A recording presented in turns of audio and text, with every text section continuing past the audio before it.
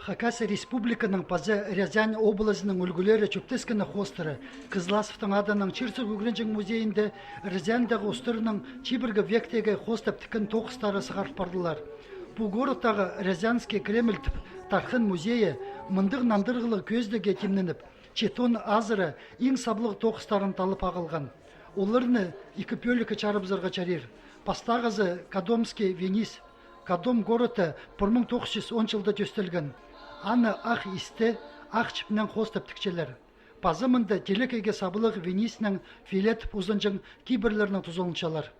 Бұға сетік тоқыс, мұнның 19 векті монастырыда етіп, монашкалар итчігінер, тоғынжығынар.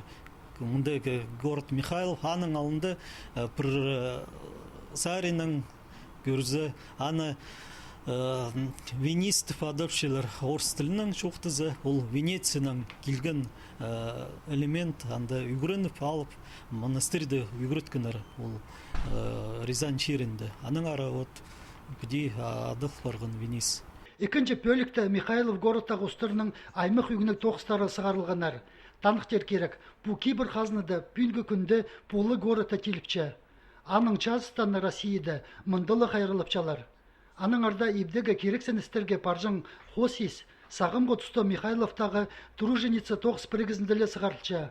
Бұл көздегі келген кізі ол тоқыстарны шақсы танып, Рязандағы чіпнен тігілген хостарны пасқаларынан теңнестер болар. Садық дорынзы, кем олы исті сығар чатқынын ұрты пілтұрар.